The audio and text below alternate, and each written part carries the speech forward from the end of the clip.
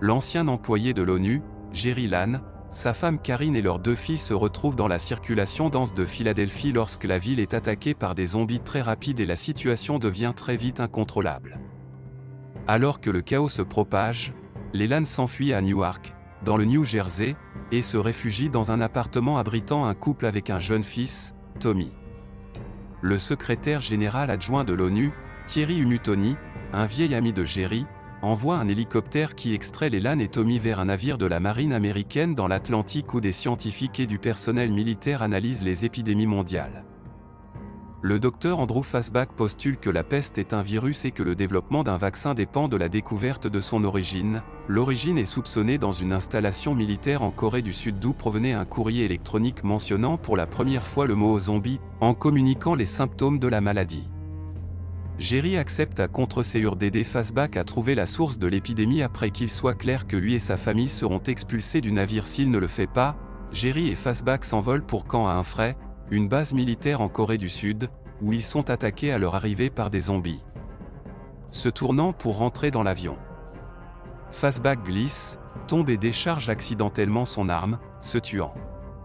Après avoir été secouru par le personnel survivant de la base, dirigé par le capitaine Speck, Jerry apprend que l'infection a été introduite dans la base par son médecin. Le médecin a été infecté sur le terrain alors qu'il soignait un fermier qui présentait des symptômes de zombie.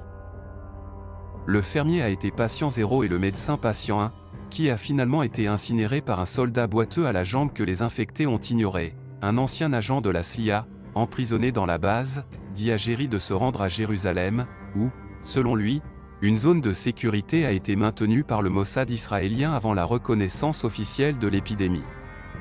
Alors que Jerry et son équipe retournent à leur avion, des zombies les attaquent, tuant plusieurs soldats et infectant le capitaine Speck, qui se suicide pour s'empêcher de se transformer en monstre.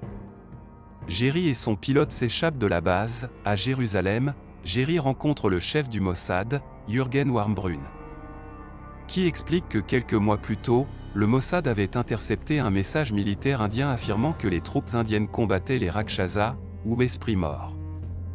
Israël avait alors mis Jérusalem en quarantaine, érigeant d'immenses murs autour d'elle, alors que Jürgen montre à Jerry qu'Israël permet aux survivants de se réfugier dans la ville. Les chants de célébration trop forts des réfugiés incitent les zombies à escalader les murs et à attaquer. Jürgen ordonne à des soldats israéliens d'escorter Jerry jusqu'à son avion. En chemin, Jerry remarque des zombies ignorant un garçon émacié. Peu de temps après, l'une des escortes de Jerry, une soldate qui s'identifie uniquement sous le nom de Segun, est mordue à la main, que Jerry ampute rapidement pour l'empêcher de se transformer. Jerry et Segun s'échappent à bord d'un avion de ligne alors qu'Israël est envahi de toutes parts par les zombies qui sont sans pitié et attaquent comme des tigres. Jerry contacte Thierry et l'avion de ligne est détourné vers une installation de l'Organisation mondiale de la santé, OMS, à l'extérieur de Cardiff, au pays de Galles. Lorsqu'un zombie passager clandestin attaque dans les airs, Jerry utilise une grenade pour expulser les infectés de l'avion, mais cela les fait également s'écraser. Jerry est blessé, mais lui et Segun survivent.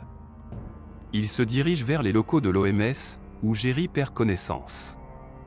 Il se réveille 3 jours plus tard et explique au reste du personnel de l'OMS une théorie qu'il a, basée sur les personnes qu'il a vues ignorées par les zombies. Les infectés ne mordent pas les blessés graves ou les malades en phase terminale, car ils seraient des hôtes inappropriés pour la reproduction virale. Il suggère qu'ils testent cela en infectant délibérément quelqu'un avec un agent pathogène provenant de l'établissement, mais les agents pathogènes sont stockés dans une aile déjà envahie par les zombies. Jerry, Segun et le médecin principal de l'OMS vont chercher un agent pathogène.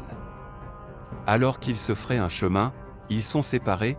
Jerry continue vers le coffre-fort des agents pathogènes tandis que Segun et le médecin retournent au bâtiment principal. Un zombie coince Jerry à l'intérieur du coffre-fort, l'incitant à s'injecter une bactérie inconnue et à ouvrir le coffre-fort, testant ainsi sa théorie. Le zombie l'ignore, tout comme ceux qu'il rencontre en retournant au bâtiment principal. Tout le monde se réjouit du succès de Jerry. Jerry et sa famille sont réunis dans une zone sûre à Fréport, en Nouvelle-Écosse. Un vaccin, dérivé d'agents pathogènes mortels, est développé et distribué aux troupes combattant les personnes infectées, agissant comme une sorte de camouflage. Le vaccin aide également les survivants à atteindre les zones de quarantaine. Les offensives humaines commencent contre les zombies et l'espoir revient. Ce n'est pas la fin, commente Jerry, pas même proche. Notre guerre vient juste de commencer. Abonnez-vous à la chaîne pour ne pas manquer nos prochaines publications. Merci.